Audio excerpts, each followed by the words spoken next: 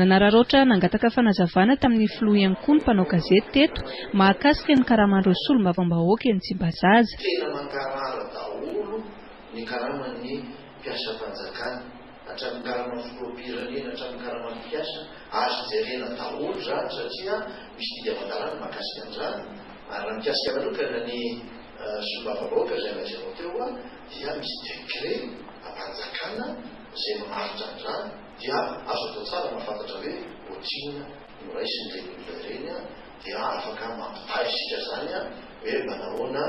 ny karaman'ny tompona olona etsy oharina amin'ny tompona olona